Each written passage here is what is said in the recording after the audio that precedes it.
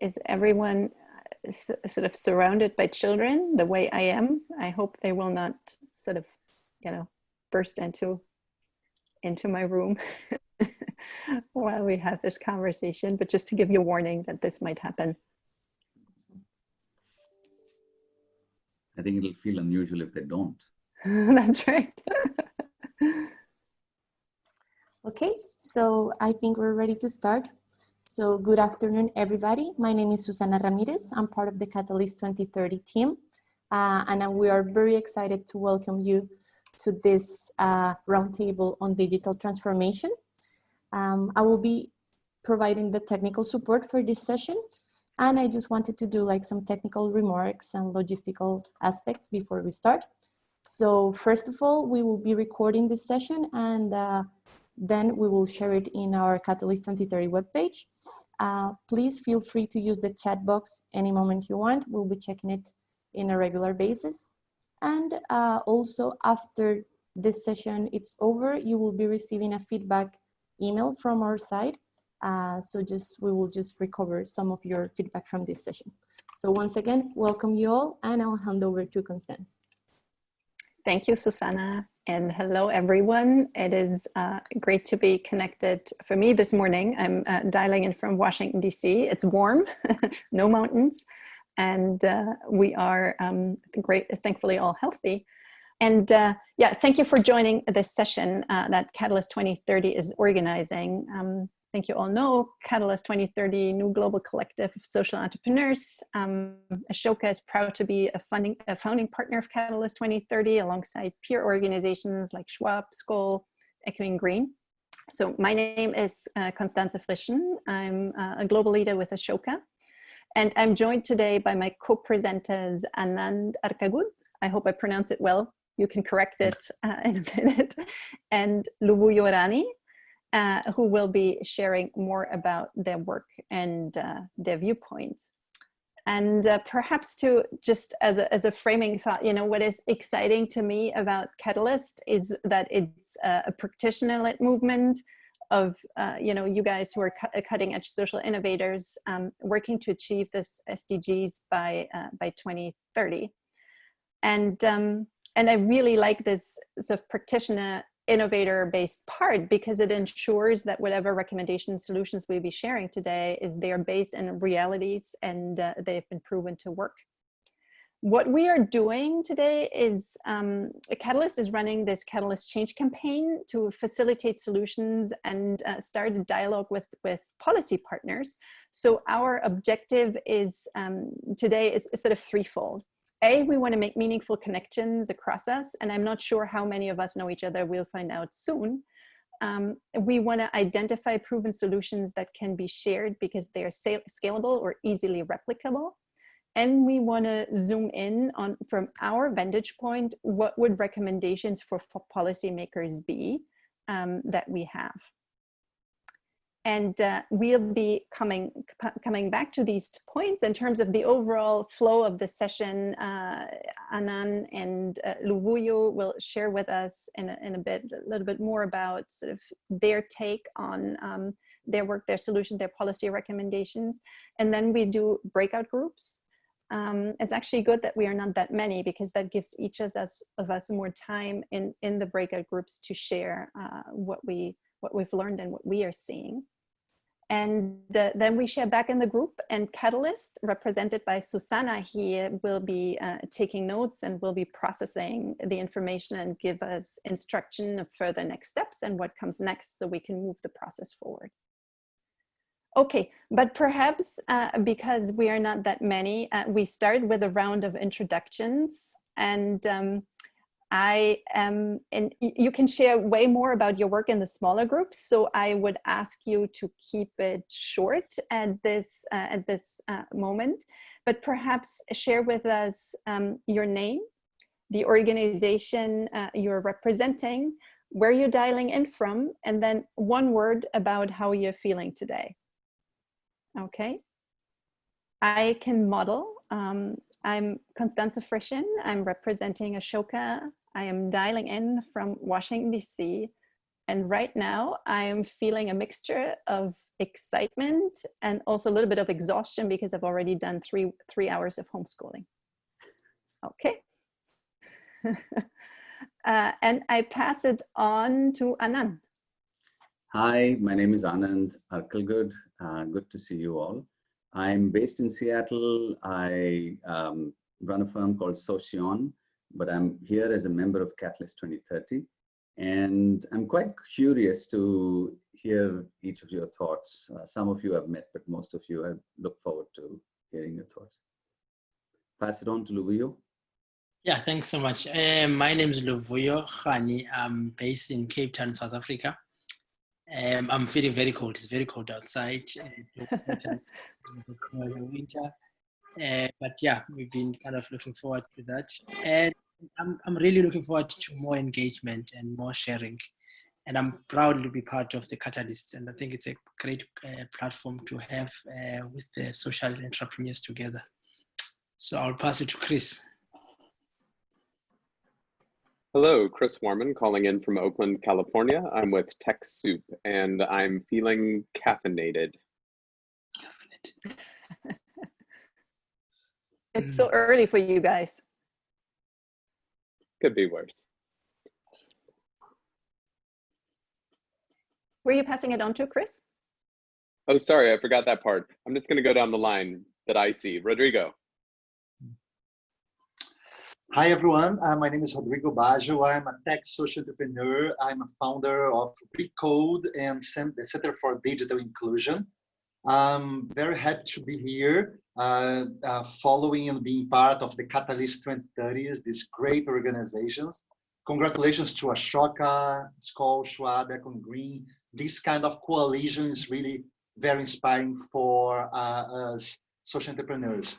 And I'm feeling this morning cold, because of the weather, but very happy to be here with you, my brothers and sisters from all of the globe. So very happy to be here and co-creating something important. Let's see at the end of this session. And you pass on, Rodrigo. Thank you. And I pass on George Murage. Thank you very much. My name is George Murage. I am dialing in, joining from Nairobi, Kenya. It's at the end of the day, and I have been through 3 webinars so far. So I'm feeling a bit tired, but I have my my half cup of coffee to keep me energized. Weather is warm in Nairobi, so feeling, yes, slightly tired, but hopeful and ready to learn. I'm passing it on to the next person is Therese.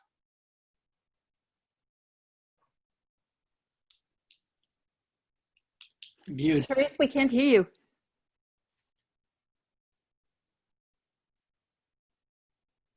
No, not yet. Perhaps we give you a second to figure out your audio, and I'm passing it on to Lisa in the meantime. Hi, sorry, I unmute myself. My name is Lisa Freaks. I'm speaking to you from Port Elizabeth in South Africa. So end of the day for us, very, very chilly here at the moment. And I'm feeling excited, curious, interested to learn from the minds here from around the world. So nice to meet you all. Thank you. And you're passing on to, let's give Teresa another minute. Sorry, and sorry, I didn't say where I'm from. I'm an independent consultant and I'm African Arch Consulting. So really looking at innovative financing for social entrepreneurs. And now I'm passing it on to, I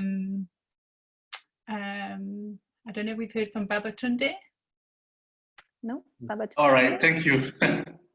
Thank you. Good afternoon. It's afternoon here in Lagos, Nigeria. I'm Tunde, and I work with Paradigm Initiative, Nigeria, and I'm just here to learn and to contribute to this process.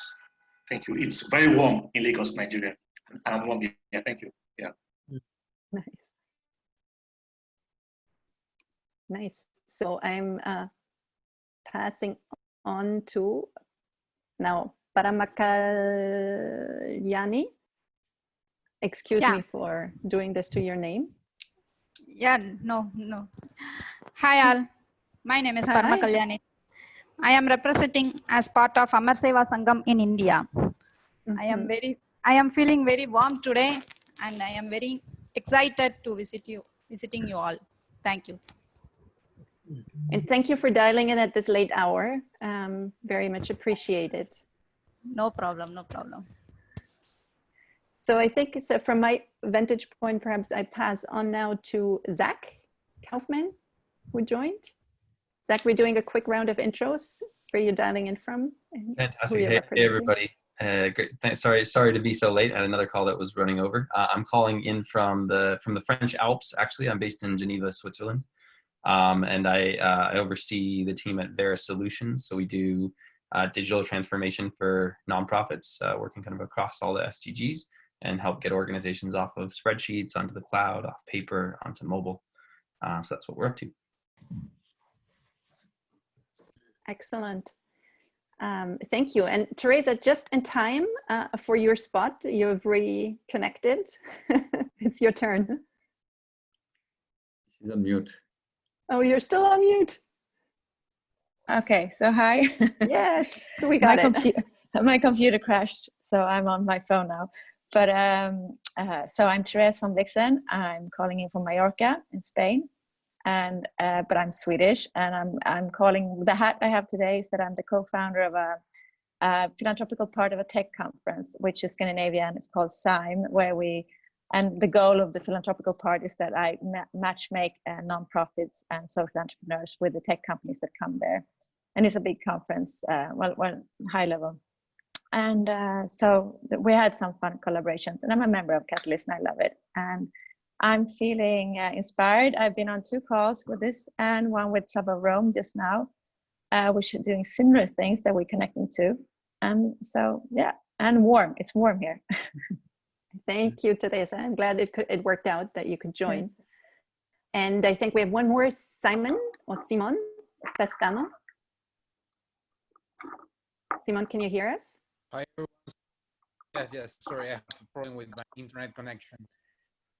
And I am Simon Pestano from Caracas, Venezuela. I'm working actually in humanitarian organizations in Venezuela, and I am very interested in this topic because one of our main challenge is trying to help the local humanitarian NGOs to go through the digital transformation in this time of COVID-19, no? So for that reason, I'm here.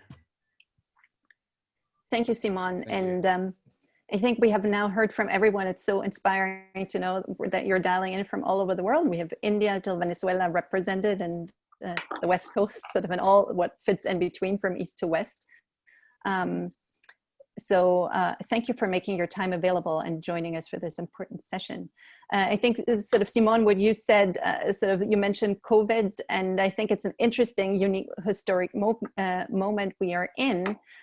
It reminds us sort of that, so much of that we are all interdependent, that there is this local global connection. It's so clear that it doesn't work anymore to think of silos, of national or regional silos.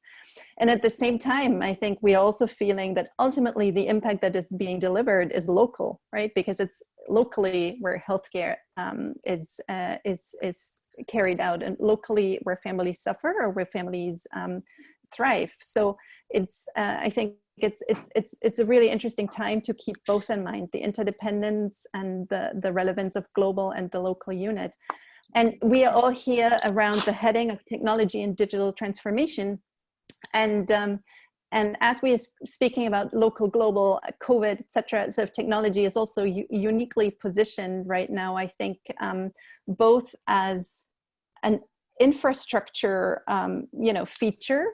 It's permeating everything, permeating the bottom of the pyramid, everyone from sort of heads of states to, people living in all parts of the world.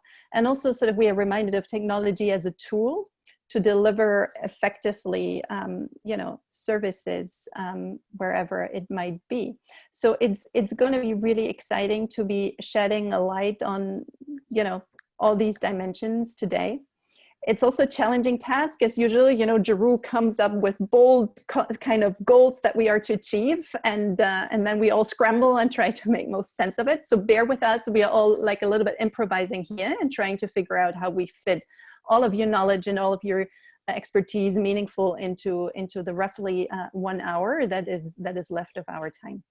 Now, I want to here to kick us all off. I would love to sort of go to Anand and to Luvuyo and get some sort of starting input from you guys. And starting with the local first, Luvuyo, I would like to invite you to share a little bit. Let's get started. How are you experiencing COVID right now? Okay, no, thanks so much, man. I think it's kind of an honor, man, like to be part of kind of a session and also being hearing everyone in terms of the introduction. So for us, it's been quite interesting times, very challenging times, in fact, but also is a very times for us to pivot, to innovate. And I think maybe just to give a context, I mean, like what we do, where we are in terms of cellular now. So I used to be a teacher for probably more than 4 years teaching. So in South Africa, there's kind of a time of a change around new curriculum. So what was missing in it was more around technology. So part of my colleague, they struggling in able to use technology, understand technology. And so I decided to resign and started to cellular 15 years back. So and cellular to look at them. Then it was a device. Then 15 years back, it was just like able and allowing teachers to have device to buy refurbished computers. But I never realized that the digital divide and the gap that is there, that the entire community has got kind of like a problem with that. And then until probably after 2 years, started with internet cafe, and then after internet cafe, people are not coming in, and then training, just like training around digital basic skills for many young people. So it's been probably 13 years now since we started with the training. So where we train, young people comes in looking for employment. They will come in for 2 hours a day. We open from 8 in the morning until 8 in the evening, Monday to Sunday. It's become a space where we train them around digital skills. Now, basic skills like Word, Excel, PowerPoint, training around mobile, training around office, bookkeeping, training about cashier course. Those are training first-time jobs that will look for employment. And that model works so well now. It becomes a one-stop center now from a training, connectivity, access, and then business opportunities. So we had this model. We kind of expanded from the Western Cape now to Eastern Cape now to KZN now. So we've grown to extend that we've got about 43 centers across the coast where we've got this kind of infrastructure. And we go through areas like township, rural areas where there's no connectivity in terms of no access, and we put these centers so people can come in, can walk in, can access, they find employment, they study further, and then they're able to find opportunities now. So we've trained so far about 50,000 students. Now 50% of them are working in call center, retail space, and they're working in the banks, and they're working with government. We've got about 10% of them starting their businesses, and others are starting further now. So kind of the impact is more like now we become a space where people who are struggling, not able to come in and able to connect now. So we've got kind of these centers now, and they're quite interesting, which is like the training that we provide, it's more accredited. With MIT Center and part of it with the university. And I think what the lesson, and from a policy point of view, from the private sector, there's much more support in terms of partnering with the telcos, but also from a government point of view, they've kind of said that they've kind of preferred the model that we're coming up now because they are struggling to reach out to the last mile. And we're there in terms of, accessing the area that they can't able to access it. And I kind of finding a way how best we bring in technology and access and transform many people now. So that kind of like the kind of interesting where you see many, the interest around government now from local, provincial, even national now in terms of how can we take the model and scale it. And now with the COVID, I mean, we are level 3 now, so like level 3 now with the COVID now, it makes us now to pivot in the sense that we kind of have a blended approach, also having online approach, so we can cater for those one who doesn't have any connectivity, who cannot able to access it. So we can provide that access, but also providing virtual services that we can go and hand deliver and go to these areas. And that makes more people now to access to many services through using, our center now. So the COVID is kind of like allowing us to move quicker to what we do before in terms of like bringing in online and bringing in virtual services, to customers. So, this in a nutshell, it's kind of a one-stop center from the connectivity, access, and skilling, and it's focusing on young people, youth, 70%. And then, but we have old people that are coming in, who really comes in the evening to come to use the space, and you have smaller businesses depending on us, but not only from them, even supporting those businesses in any IT needs like that are needed in. And I think more than anything that I realize in the solution that is more, if you are where the communities are and speak the same language and able to learn, able to offer solution. And part of the model that we have there's opportunity around franchising, around scaling now. So some of the staff members are owning some of the franchise, but even from employment, some of the people that I've employed, they have to be local so they can understand the space around time, around interaction. Now, so it has to be local driven to extend that it feel kind of ownership with the communities, and you won't find any problems when people sees the value, the impact that we're doing in the community. Yeah. Thank you, Lubuyu. So you heightened up sort of the relevance of the local. So it was interesting that you were saying sort of COVID is a challenge, but also at the same time an opportunity, heightening the need for connectivity at the smallest unit and your ability to provide that, if I understood well. 100%. 100%. Yeah. So thank you.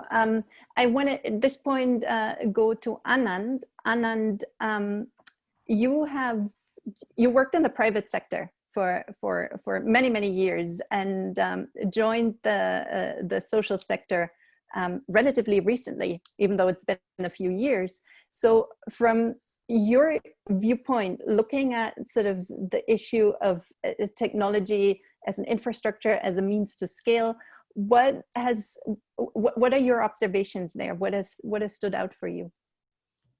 No, thank you. Once again, it's a pleasure to be here. And it's always good to hear Lubuyu's experience. I find that very grounding and nice. So I think coming in from the private sector, there are 2 or 3 key differences. The biggest one that hit us was, if you think about technology organizations or people who are part of digital transformation in the private sector, we used to always say, if you are in a growing market and if you're growing, then your valuations are huge. I found very quickly, if you're in the social sector and if your market is growing and you're growing, you're irrelevant, because that means that the problem is likely to be outpacing your ability to solve it. So you work for 20 years trying to solve a problem and you wake up and the problem is bigger today than it was when you started, right? So understanding this was very important for us. This is one key difference, is saying that it's not about scaling. It is about quickly reaching and operating at scale is a priority. Otherwise, you might see it as you're growing, but it doesn't really matter in the larger scheme of things. The second big insight was that unlike commercial sector, when you bring technology in the commercial mindset, I'm oversimplifying this, that if we saw a problem, there was a desire and the ability to automate that problem away. So if you found people were scarce, you try and automate around them and say, can I complete that function through technology? Whereas in the social sector, it is very important to recognize that the people in these communities exist, and it is our role to make their existence more valuable, right? So it's not about going around people, but essentially through them, creating value and impact where they have a very important role to play. And I think this is something that I find is probably the hardest And I keep saying this, the unfortunate thing today about technology is we have a lot of capacity to imagine and build with technology. That's the unfortunate reality. But this capacity has been built in this old mindset of automating away problems, right? And what we tend to do is we tend to think about a technology solution. I think what we need to think about is a human solution enabled through technology. And it's easier said than done, but it's actually a lot simpler. So then we came up with the third thing, if I'm keeping count, is we realized that actually the only solutions that work at scale, if you really truly embrace the complexity of a problem, and you're not trying to break it down into a problem that you want to solve or can solve, if you really embrace the complexity of a problem, the only solution that will work at scale is something that is what we call disappointingly simple. I would say disappointing for the technologists, because they look at our solutions that we come up with and say, that's it, this anybody can do, right? But that's the point. And I think what has happened is we jump too quickly to think about machine learning. I've seen people start their deck with, we need a machine learning solution to something, or, I mean, there's so many acronyms, right? AI and so on and so forth. But my question is, what is the problem and how do you look at it?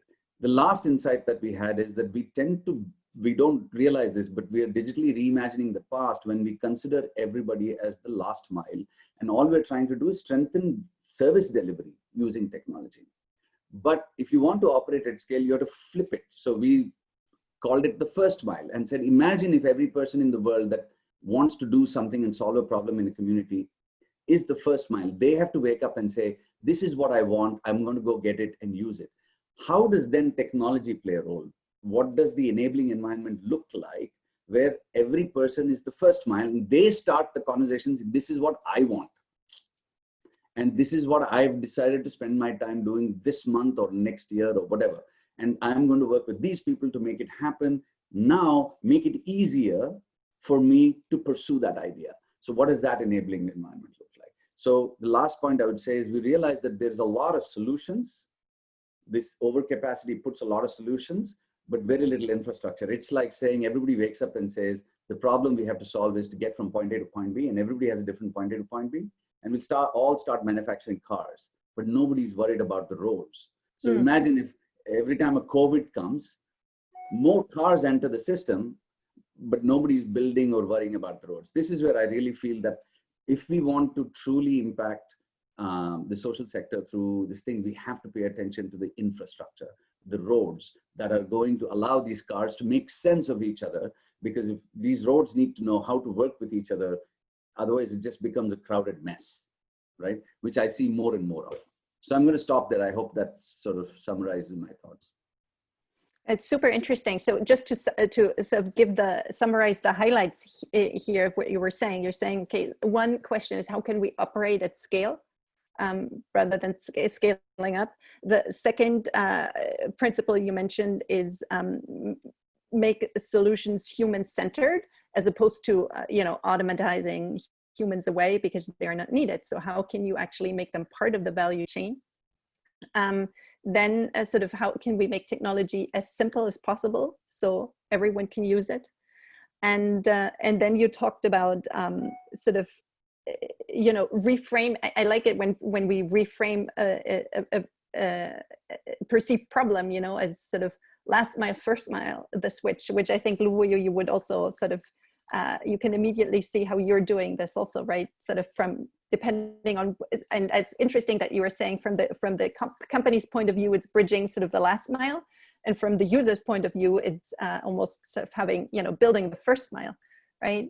So this sort of change in perspective. And then so you both touched on the relevance of the roads, the relevance of the infrastructure as opposed to, everyone building cars. And so I would, before we perhaps, it's always a question how you want to facilitate, whether we want to open it up now for people to give input or we want to go into the small groups.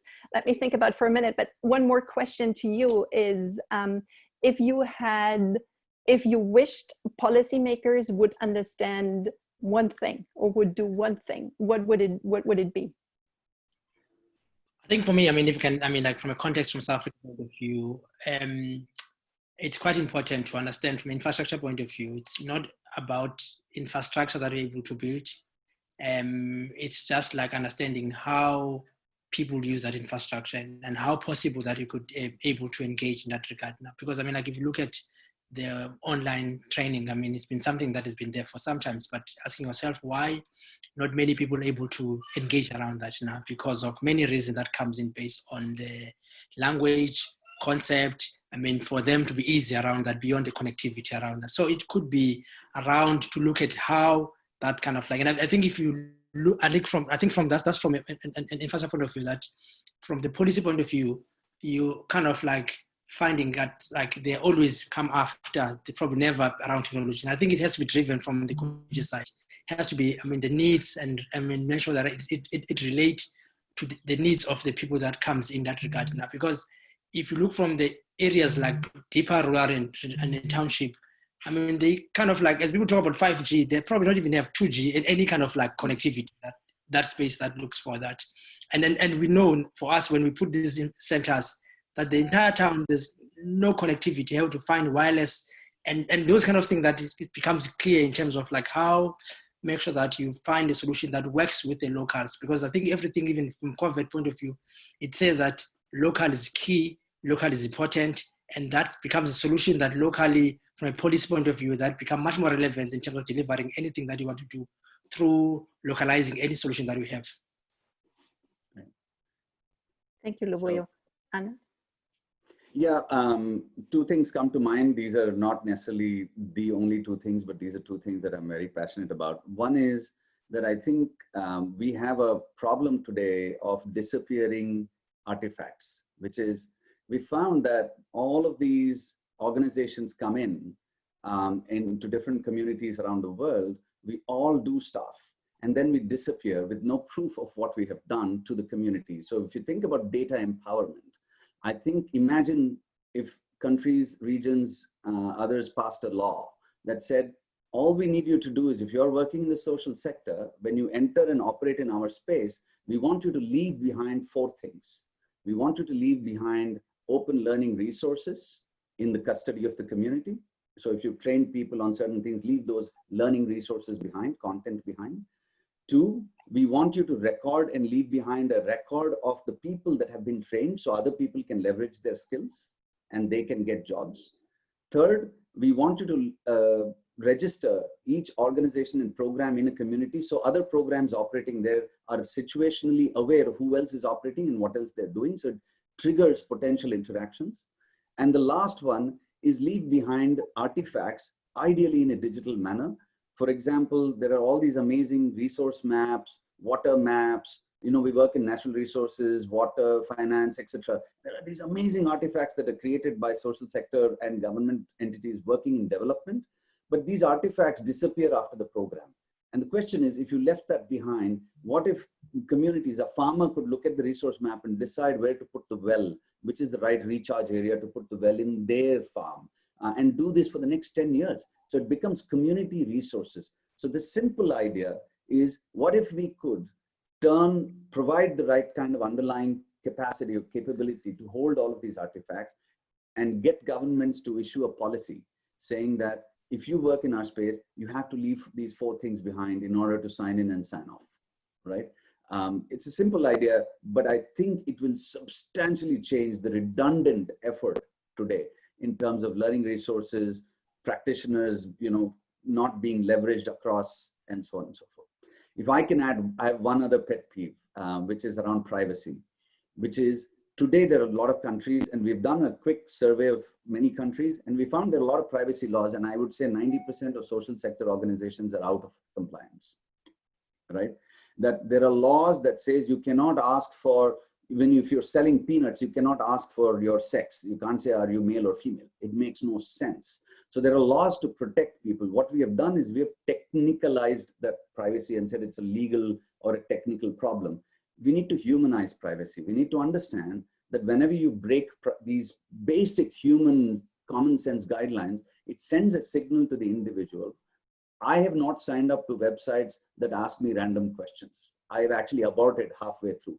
So if you really pay the same respect to the other person, you realize that adoption is suffering. Technology in the social sector has a really bad habit of not being adopted, right? Adoption is less than 1%, 2%. It's quite ridiculous, to be honest.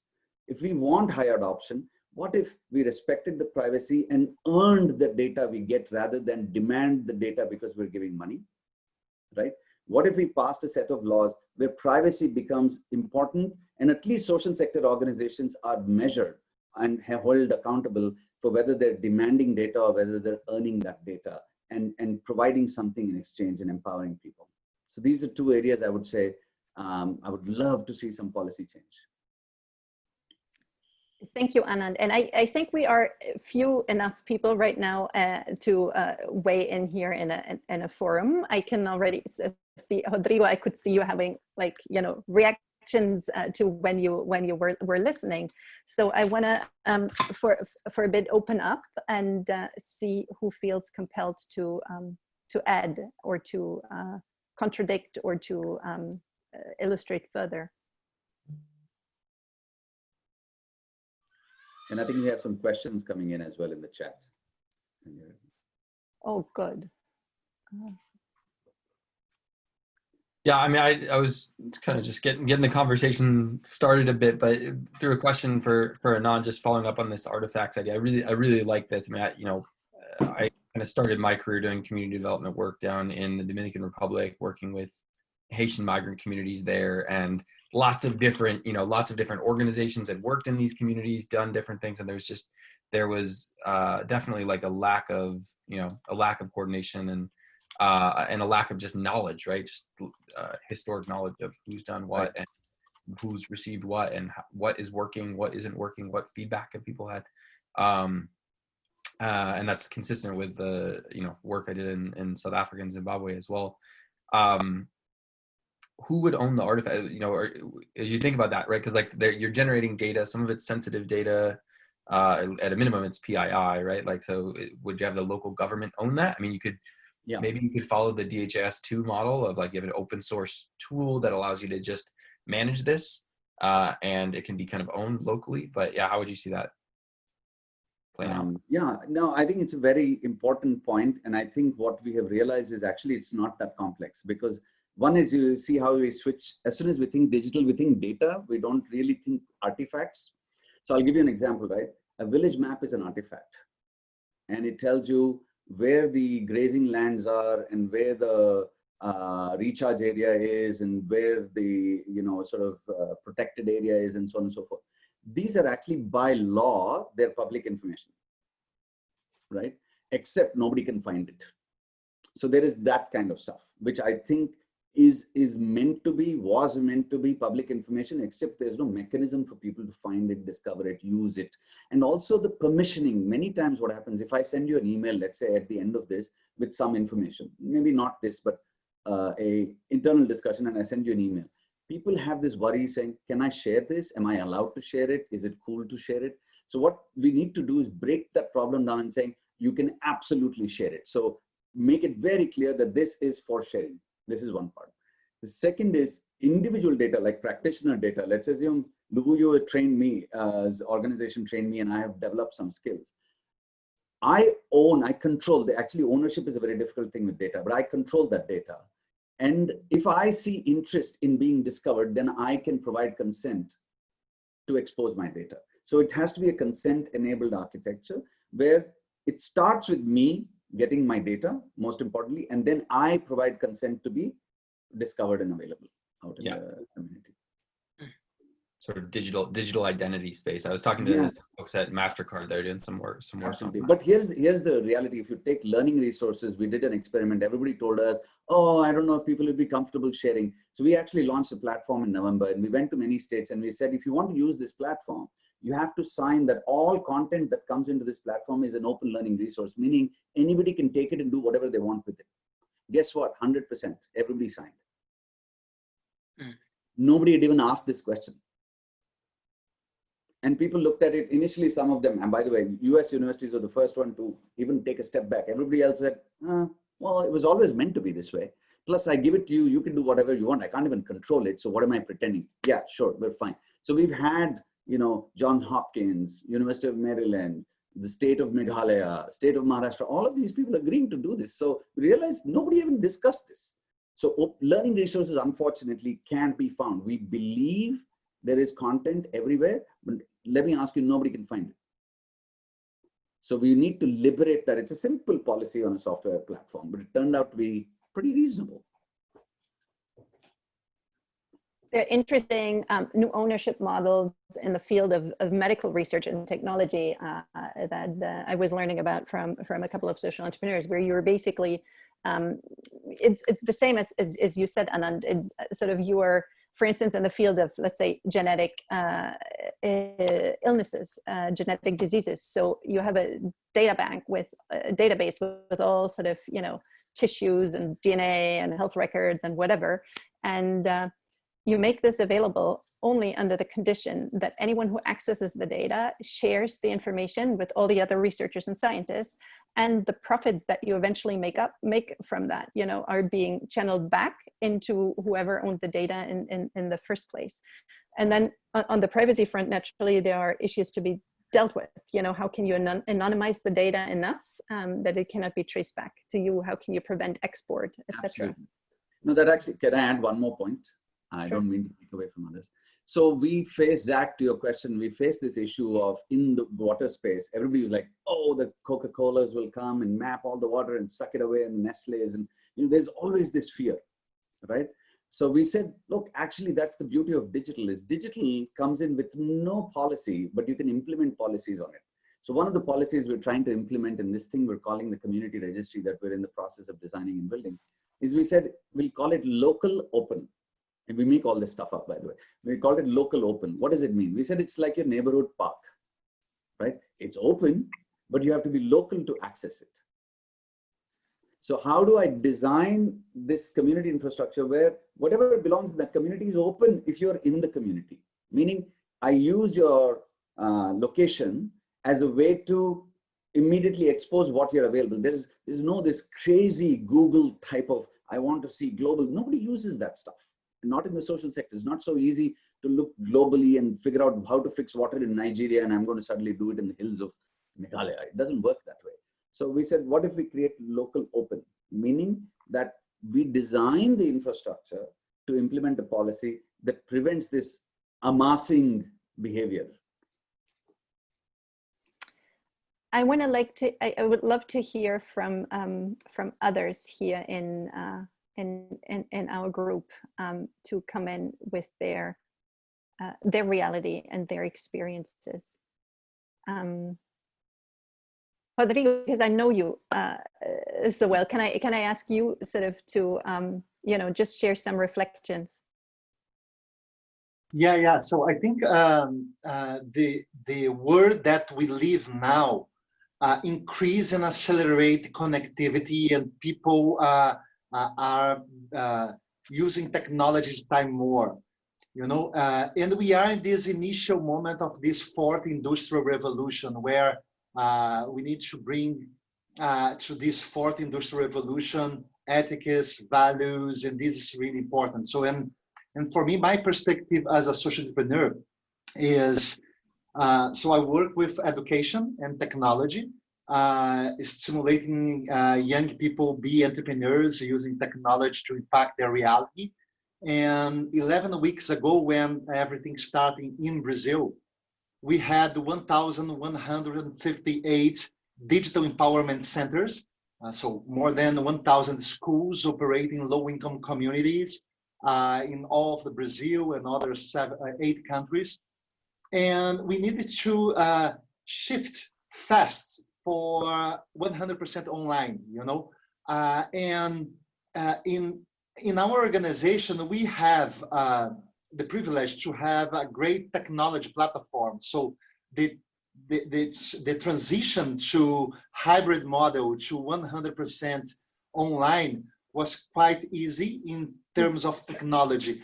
But our big challenge was our audience, our public, low-income people that have difficult to have internet connections, smartphone, and things like that, you know. So what we are, so in terms of the adaptation of our content, we did this kind of change, and we gamify, and we creating challengers, and we try to creating new strategies to keep the attention of these people through gaming strategy awards like smartphones and things like that. And also what we start to do is working with the technology industries here in Brazil, and the Technology Association, where the big technology corporations operate, to lead activities related to COVID-19. So we are mobilizing technology companies to bringing access, cloud, technology content and certification. And we are mobilizing these companies to operate together as a coalition to bring in new public policies for our country in this moment. Yeah, yeah.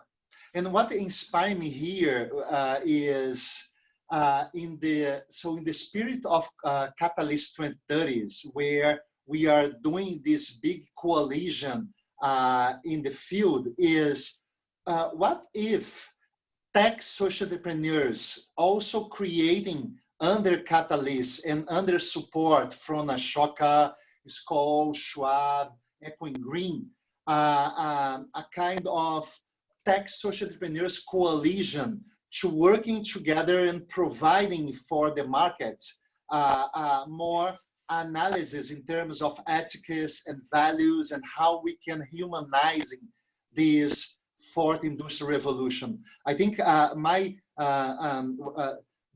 idea that I would like to bring for all of you is, it is possible creating this kind of tech coalition and operate with UN to not only accelerate the SDGs, but bringing more humanization for technology field. So I think this is something necessary in the world that we live, right?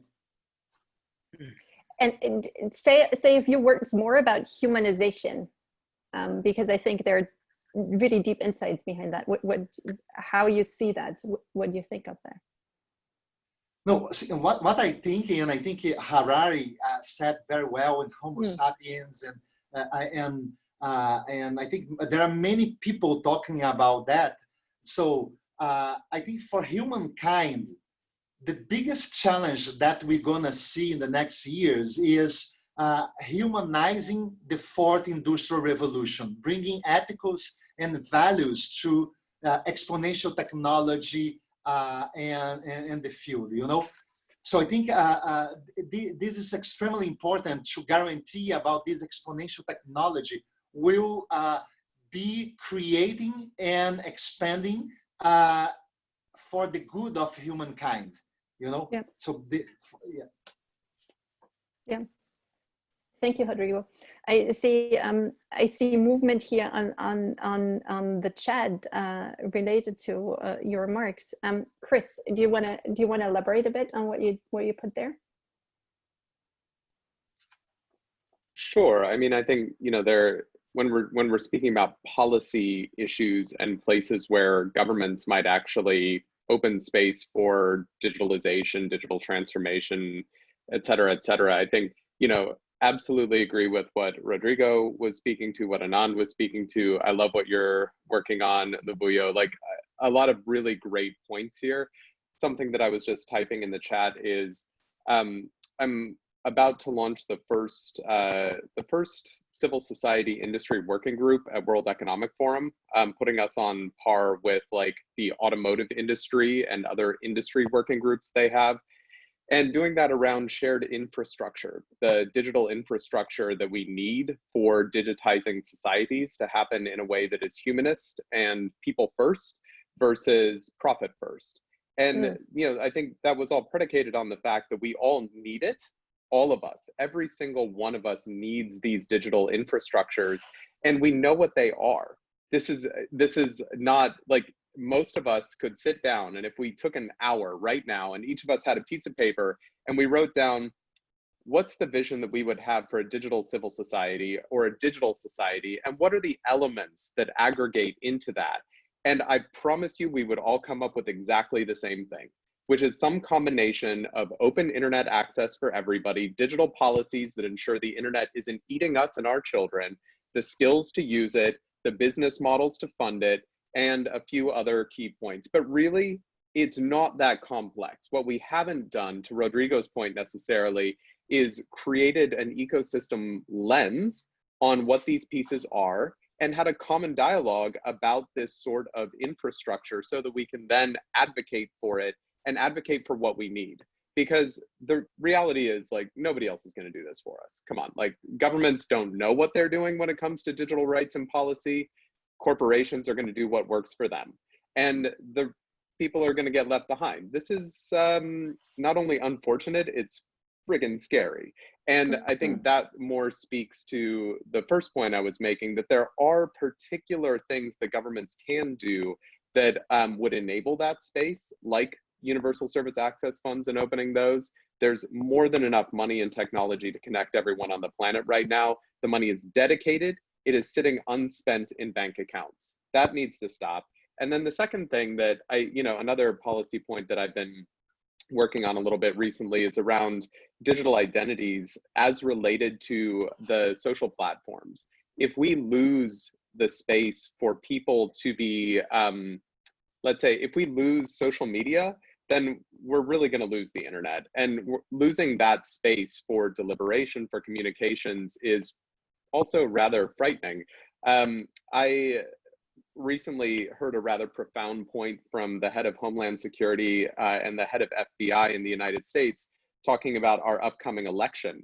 And the point they made was, we can enforce rules like KYC, know your customer, on the platforms. We have the authority in the United States to tell Facebook and Twitter that they must guarantee that every user account is a real human being. We did it on banking, we could do it on digital. It's possible. They don't want it, they'll fight it like crazy. But you get to a point when you're talking about these policy things that if these people don't self-regulate, what option do we have? Because they're destroying democracy, they're destroying deliberation, and they're destroying free will and thought, which, again, like, we can't lose that space and still have digital transformation at the same time.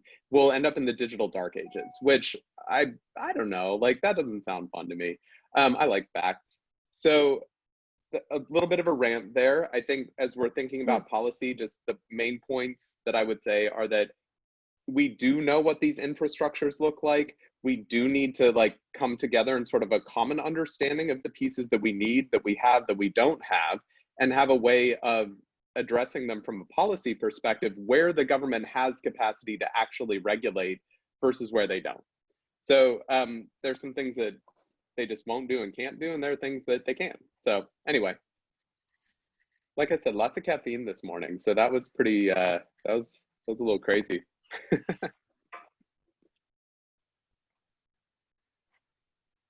You're on mute, Anand. It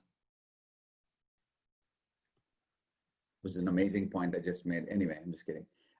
No, I think I love hearing this, and I think this is the right forum also, because I think we are a collective, and like you said, Chris, if we don't do it, then who will? So I am, I think more power to you on that. Can I chip in? Yes, please. So no, I've been listening, and like, I'm not working with this on a daily basis, but I do curate the meetings between tech companies and people like you and me in Stockholm once a year. And I just got this idea: if you advocate for what you need, if you get this together in this group and together in November, if we can have it physically in Sweden, I get grants from, for example, the US Embassy to fly in people. So we could perhaps meet again in November in Stockholm, virtually or physically, if you're up for it, everybody, with whatever results you've had by then. I mean, November in Stockholm, could you make it somewhere warmer? I'm just yeah. It'll keep us inside, I suppose. Pay attention, Chris. Well, but there's a lot of, like, the founders, I'm a co-founder of the Philanthropical Park, but the founders of the tech conference are also very focused on party business and parties. So there will be indoor parties, and so no need to go outside. and of course discussions and a lot of serious stuff. Sounds like really from a past world though, and these times like not go indoors with lots of people. Whoa. Bring your mask. We're still waiting. We know Sweden has been very open compared to everybody else, so we'll see what happens. But it's just throwing it out there. Yeah, yeah. I wanted to come back to, thank you, Teresa. I think everyone is saying yes to your offer to doing that. So it's you know, it would be a great forum and a great opportunity. So let's definitely pursue that. Chris, so there are a couple of questions in the chat sort of about Anand and in India in particular. Chris, I wanted to come back to what you were saying, and I couldn't agree more with that. Sort of from your experience, so there are so many, you know, interesting. So when you say policy, right? Sort of the devil is in the detail. And there's so many sort of layers of things that are currently going wrong. You know, and as you say, corporations are dictating whose interests are being served at the moment. So I was just thinking, for instance, organizations like Data for Black Lives, who are sort of working on sort of the sort of debiasing algorithms that go into search engines, health policy, and whatever in the first place, as one example of like how many important and good sort of solutions are out there, but bringing in the power structure that you alluded to, they are not being heard enough, right? And they're not being scaled enough, and the incentive structure doesn't work, so that the solutions that are there are being adopted at a wider scale. And do you have any you know, reactions or sort of plans for how that power dynamic could start to flip? That's a really good question. I think the way we've been thinking about it and approaching it is, I just put a link in the chat to an organization called Cirilla, which is a global network that's doing digital advocacy watchdogging. I think we, you know, civil society, the social entrepreneurs and the socially entrepreneurial, however we happen to define them, have historically been the ones who stood up for human rights. I firmly believe, have got to do a much better job about building learning communities around digital rights for the digital humans that we're all sort of becoming. There are a lot of brilliant individuals out there who are leading superlative work. People like those behind Cirilla, SMEX, CIPESA. I can put some more links in there. A lot of great work coming out of Africa and the Middle East on this issue. But not necessarily connected with the rest of civil society. And this is where TechSoup, we're currently working with about 1.3 million NGOs across all non-US embargoed countries in a given week. So in a given week, more than 1 million NGOs open email from us. And these are all kinds of NGOs, health workers and educators and all sorts of people who don't see themselves as a part of a digital rights agenda. But there's strength there, there's solidarity there, there are people who vote and care. So one of the things that we're working on is how we create political capacity behind people like those digital rights leaders, bringing them the community that we have, helping average NGOs, and I mean, there are 290 million people working in civil society. In the United States, it's more than in manufacturing, right? There's a hell of a lot of power there that needs to understand why digital is their fight too, and then bring them behind it. They can bring their families, they can bring their friends, their volunteers.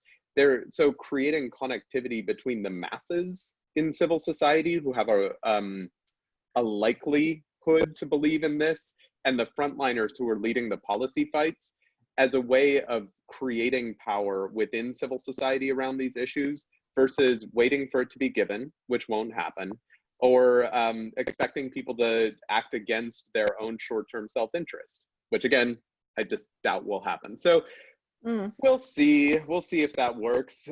But that's our best shot for the moment. And then bringing that through high-level fora like World Economic Forum, like the UN, where we can, wherever we can get in the face of people about these things. And one other thing, and then I'll shut up. trying to help reposition civil society from a purely activist advocacy role and into the overwhelmingly service community that it is. Go into many countries on the planet and start talking about digital policy. We need the internet because freedom and rights, and they say, and there's the door.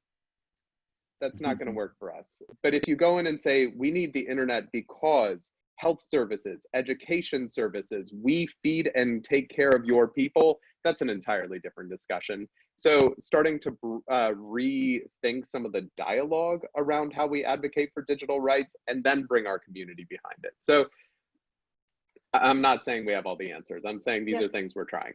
Yeah, and it illustrates how important the collective is. Sorry, a quick comment what you're saying. To something that Chris said. One is, of course, to treat this through an activist lens and take charge and power dynamics and that whole conversation. But we're exploring another area where we actually found that the successful models are ones that create non-zero sum outcomes, where power dynamic is balanced because everybody comes and leaves with more than they came in with. And when you discover these models, you actually realize that this power dynamic is also a limitation of the way we are approaching the problem.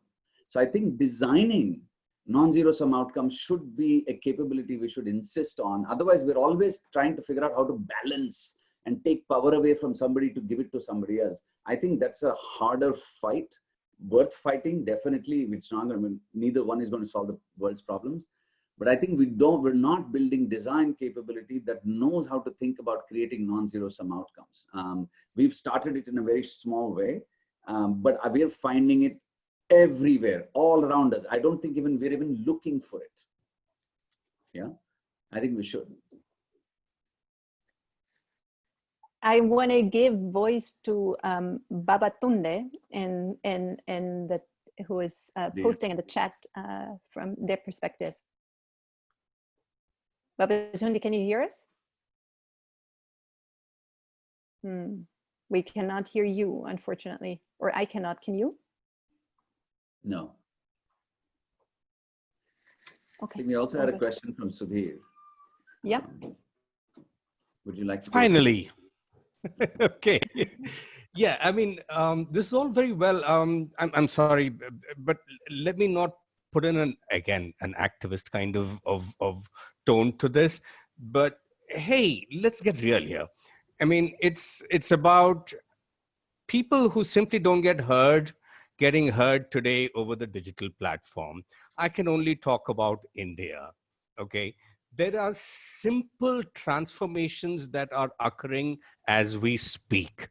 So when you say digital transformation, it's about the fact that despite all the bad things that are happening on WhatsApp, the rumor mongering and shit like that, there is simply access to information. I think this is true of most third world countries, that a lot of stuff that you guys in the first world take for granted, simply, how can I get access to state benefits? If there is a community that is providing that information on a simple digital platform on a basic smartphone, which is affordable, which most people, I mean, probably about 70% of India now possess. There is where the transformation occurs. The use of that powerful medium to give voice, give access, and give a sense of, I don't know, we're all in this together. I'm using that particular phrase for our first world friends. I'm sorry. Okay, Anand, you don't have to hide your grin. Okay, there's several aspects here. On the livelihood aspect, there is access to simply, where is a cheaper place I can find my raw material? Where is an easier place I can find a better price for my product? There is, okay, somebody has a solution to my immediate problem, whether it is access to credit, access to technology that can serve my the plumbing in my irrigation system on my farm, the broken I don't know, loom in my one loom workshop, my broken pump. You know, these are basic stuff which affects livelihoods, hunger, and just basics. I don't even know how to start articulating this stuff, which I guess today for me at, I don't know, close to 9 p.m. on a very tiring day where I've had to kind of put down my emotional response to someone who tells me that my contribution of 1,000 rupees, that's like freaking $13 for fuck's sake, is making a difference to his life. I'm sorry, guys. I might be a little bit all over the place here, but digital transformation has a lot more immediacy in a third world context, which I don't think this conversation is addressing. Anand, please help me out here. No, so Sudhir, I agree with you. I mean, I think I understand what you're saying. Most of the work that we're currently doing also traverses India. In fact, we're working with industry, for example, to look at the Neelam, who's also part of Catalyst 2030. We're looking at the social entrepreneurs and sort of rather the small entrepreneurs in the artisan space. And all the problems that you say are real, but they're not just real in the artisan space, they're real in every other place. Like if you have a broken well, or you have a problem with sanitation, or you have a problem with your tractor, or if you have problem with, you know, finding seeds, everything, I think what we have done. So there are good news is, I think things like WhatsApp, etc., have changed access, and I think we need to learn to leverage it. One of the things we are doing is figuring out how to leverage that platform and the fact that people are on it and are communicating rather than creating duplicates for it. The second, to give you an idea, is what Luvio is talking about, in my opinion, is very effective, but we can amplify it further with digital.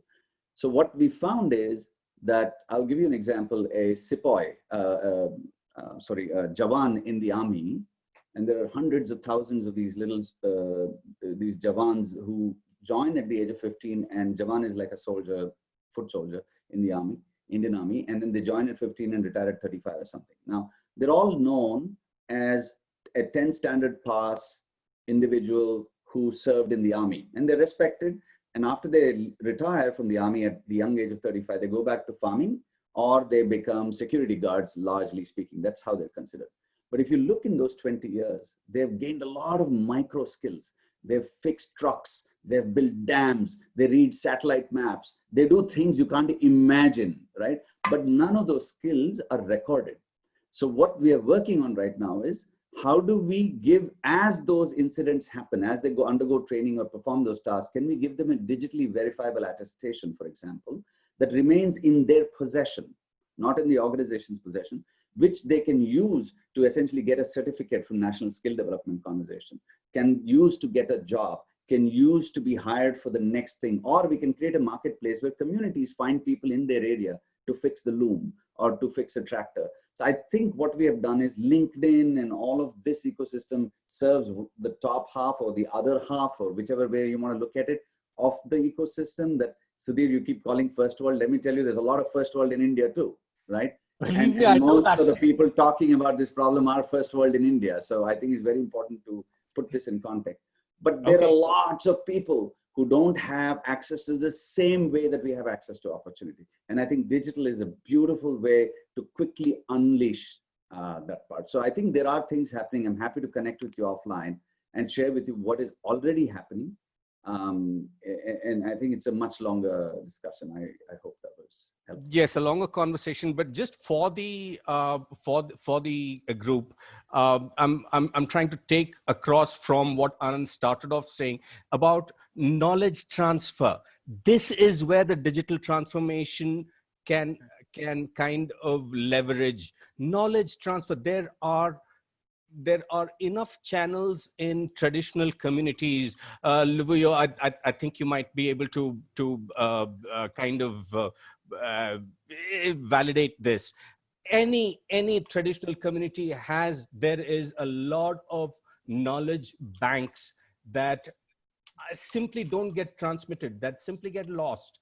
These are valid for the communities that are part of what I call the social economy, right? And those are valid for the livelihoods of those communities. And that knowledge transfer is what can be leveraged from our these digital platforms. Again, yeah. I'm sorry if I'm being a little inarticulate here. No, not at all. Not at all. Can you give one example, sort of this community knowledge where you would see that that would illustrate good that? Grief, I can give you a freaking 1,000. I know, but just for the point of here. Okay, all right. Let's look at cotton. Okay, just simply the social economy of cotton. In a country like India, we have thousands of years of history of cotton, where cotton translates to fabric. The Roman Empire went broke because their women wanted to spend their silver and gold on Indian cotton. Let's not get into that. But how does that translate to what it is today? Today, the cotton transformation from the crop of cotton to the fabric of cotton has a ridiculous carbon footprint, has a ridiculous economic, I don't know what to call it, injustice in it. The cotton that's grown in the farm is taken to an industrial center thousands of kilometers across. There is a capital accumulation that happens from this commodity transfer, and then you have it go back to these similarly disadvantaged communities to transform into a very low grade kind of cotton. Now the transformation that can happen digitally is that the knowledge of the transforming that cotton to a beautiful fabric, and I'm sure this is true in Africa as well, that of fabric being a part of the social economy, where whether it was cotton or some other kind of fiber that was then part of your the designs that are woven, all those things are part of common knowledge, and this is being lost. And this is what has value in the social economy. I'm again wondering if I'm being a little inarticulate here. Lubu, do you want to help me out here?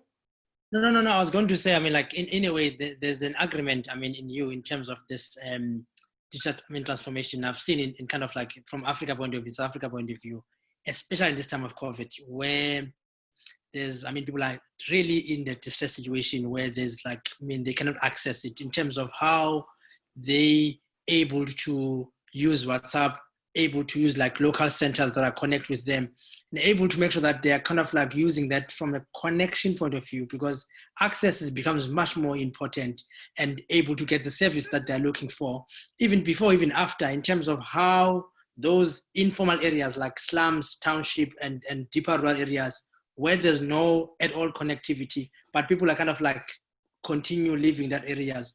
So we've seen in terms of the power of like the transformation that people now, once they've can access it, they can able to take it, their businesses, their services to an area that it becomes like shared with many aspects. And I think with the COVID, it presents that opportunity that forces, like from that connectivity, that access to make sure that the localized, services is being amplified in a way that many people can able to access those services. So this presented kind of like what has been frustrating for many years, where there's kind of like, it was kind of a bridge, but now slowly it's not yet there, because the problem around connectivity is not a problem, device, data, access in terms of the network. So those are kind of still there, but I could see now there's a force, even from a policy point of view, I mean, from a corporate point of view, to see how do you really transform and see local becomes much more important. And those kind of voiceless, which is like called last mile, being seen now, they have been partly important part in that regard. Great, Yeah. but I'm talking more about other than the channels. What you're talking about is the channel, right? The digital channel. I think what Constance was asking me was how to illustrate how the knowledge transfer occurs. The very fact that there is a body of knowledge that is in pre-digital era was being transformed. Okay, Anand. Chris, I just wanted to make a quick point. See, we are working with, I don't know if you know, Shona McDonald in South Africa, who's working with people with disabilities, and then also with the University of Missouri, who has a global autism network. And the program name is Empowering Parents to Become the Champions for the Inclusion of Their Own Children. This is in the case of disability and autism. What has happened in that ecosystem is that you need a PhD in special education to provide services, and all the money goes to that ecosystem, as in academics are the ones who are getting the money to fix the system. But here are parents who spend a lifetime building expertise and using that expertise to work with children at every stage of their life, but we don't value that, and we're not able to giving them an opportunity to convert that knowledge to help other parents. So creating a parent champion network was probably one example that I would respond to what you're saying, is where there is knowledge, but the system doesn't recognize it, right? So they've even brought about policy change, both in the state of Washington, where nurses and physician practitioners can prescribe expensive medicine, which is only done by doctors earlier. In Missouri, they're coming up with policy change where parents cannot be, informal micro skills generated through these networks can be formalized and be presented as proof of competence, which can then allow them to participate in grants and other things to become parent champions for other parents. So similar things are being worked in India, but I think in respect to time, I want to make sure that Chris and others have an opportunity as well. Sorry, Chris. Oh, no, not at all. I was just going to follow up on a comment that I made in the chat. Like, I don't think these things are mutually exclusive. I think we're talking about them from different angles, Sudhir. And Luvuyo, your points I think were really well put. They're, you know, what you were talking about, Sudhir, in terms of local knowledge about how people are contributing to locally owned knowledge and productivity. Luvuyo, you mentioned that more from a connectivity standpoint. I think if we're going to be focused on digital transformation, which would include things like digital markets and all of the digital infrastructure to capture micro knowledge and formalize these things, the points about connectivity and rights-based connectivity, locally owned and moderated connectivity, the points about building in digital rights around those. Well, Sudhir, to your point, like a lot of people locally, you know, you said maybe like that conversation is not one that people are ready to have locally. That may be true, but it is still one that has to be had.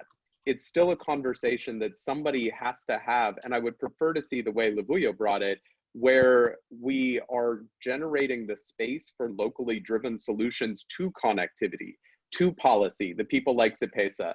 So I think they're not mutually exclusive. They need to happen from civil society so that we keep people in the middle of it.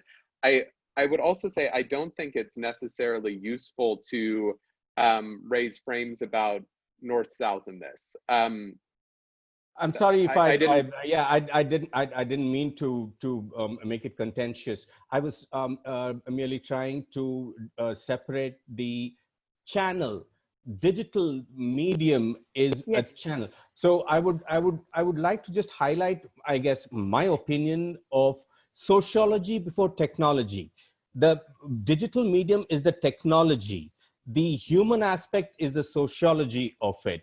How do you leverage the sociological energies, the transformational points? Yeah, that was super clear, Sudhir, and sorry for coming in just in the interest of time, but just to sort of paraphrase what I heard you say, sort of the importance of the human aspect, the local knowledge, the local expertise that now has an opportunity also to be leveraged through sort of digital channels and it sort of needs to be baked in. It needs to be prioritized over the or is relevant vis-a-vis the technological debate that we are having. And I'm now screwing up your point that you made much clearer right now, but I think you said it powerfully. Yeah, I'd like to clarify that there is no ideology here. Yes, yes, it didn't come across as such. And thank you for making these points. What I would like to do now, and Babatunde, you keep on popping up and disappearing, and I want to thank you for your effort to stay connected. Thank you. Thank you. So we have. I want to give a couple of minutes to Catalyst at the end to tell us more about next steps and mechanics. But before that, I would invite each of us to share, if you feel compelled, a reflection or a thought coming out of this conversation. And Babatunde, I want to start with you. You've been waiting the longest and being hindered the most. Can you hear us now? Yes, I can hear you now, yes. Please, could you come again? I didn't get what you said. I didn't get what you said. Could you come again? Thank you, Babatunde. I want let's. I was saying, could you please repeat what you said? I did not get it. Sorry. Yeah. I'm sorry. We are in sort of, let's then have others first so you can come back into the conversation. We are at the end of our conversation, and I was just inviting if people feel compelled to share a reflection or a comment or an insight before we wrap up and go to next steps. Okay. I just shared a link to our short video, on digital rights in Africa. Yes, it is come through. I was listening to Chris's comments, and I just wanted to share that one way that we've evolved in our work really is to we've realized that our work in Africa, sometimes these issues are not really accessible to the average person. So we tried to communicate via video, to bring our work to a broader audience. Sometimes the things we discuss and we work on are quite are seen as elitist and niche. So kind of like something like a video or movie, like brings it to a bigger audience, and that's what we did this year with our short movie. Thank you. Those are my thoughts, really. Thank you, Babatunde, and we make sure to check it out. Thank you. Everyone else? Anyone else? I could jump in. It's been a fascinating conversation. I think we've touched a lot on digital rights. We talked about coming back to the framing from the beginning, right? Technology as a means of connectivity and connecting. Technology as a means of delivering value, delivering services, product, connecting to knowledge. I think there's been a lot of really interesting insight in this space. I feel like we've kind of skipped a whole dimension of digital transformation, which is transforming the way that those working in civil society. Chris talked about kind of the size of the nonprofit sector and those working in civil society. There's a lot of room for improvement, leveraging existing tools and technologies to change the way that organizations do their work and actually just like track the work that they're doing and manage themselves. There's massive room for efficiency gains, leveraging technology in the sector. So we didn't get into it. We don't need to get into it, but I think that it's worth saying. I think that's an important dimension of digital transformation in this space that needs investment and needs attention and needs a lot of thought. Thank you, Zach. Any other input? We haven't heard from Lisa and Paramakalyani. Anand? Yeah, so I just, one thing keeps coming to mind. I think we're at a very, I always ask, why now? If we had met 5 years ago, 10 years ago, would we come to different conclusions? Is there something about now that we need to acknowledge? And I feel today very confident saying that I keep telling the people that we work with, whatever you imagine, we can build. But what are you imagining? And I think we spend too much time talking about the technology and very little time clearly articulating what awesome looks like, right? And I really hope that somewhere in this process, we make room for really clarifying our imagination, because I think we have all the technology in the world and the capacity to deliver on that if we're clear about what is it we want to see happen. Thank you. Succinctly put, Anand. Yes, very succinctly put, and a nice word at the end, and it touches on the different dimensions we were talking about, and also the dimension that was implicit but not made explicitly, sort of how the field and the architecture of technology itself needs transformation, so it works for humanity and not against us. And everyone has brought up so many insights. Guys, this was a challenging session to moderate, people who don't know each other with different backgrounds, different local realities, but it feels like the time ran by pretty fast. It also feels we need more time. And it's a good segue to Susanna from Catalyzing Change to tell us what the immediate next steps are. Thank you, Constance. So once again, thank you for this session. It has been an incredible discussion here. We just wanted to touch base into specific points. So we would like to invite you, for the ones that can be interested in having a core group, like a small subgroup, to have kind of an internal discussion to build up a short document that we will further use for the high-level political forum. So basically, if you are interested in helping in this specific small group, please feel free to write your name and your email in the chat box, and then we'll contact you in the following days. And the second comment is that we would like to explore the option also to do a second session on this topic to kind of come back together and discuss the main conclusions on this exercise. And we have a small poll just to see which of these dates could fit you better. So I'll just send the poll right now and you'll be able to vote in the screen. So please feel free to make your selection.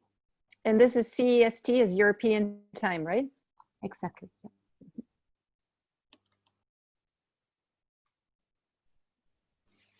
Poor Asia. It's very late for Asia. That's right, yeah. Okay, we have some people missing to vote.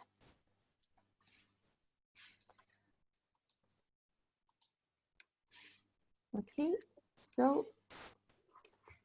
we have everybody, most of them, 9 replies. And here are the results. So it will be probably be set up on June 17th. And thank you very much for the interest in joining us in this second session. So we'll come back to you with the feedback form from this session, and we'll come back also with the invitation for the follow-up session. So that was it from my side as well. Thanks, everybody. Thanks, everyone. Thank you so much. Have a good day. Thanks, everyone. Yeah, thank you. Bye-bye. Cheers. Bye. Bye. Thank you, Constance. Thank you, Anand. Thank you all. Thank you, Lubuyu. Bye.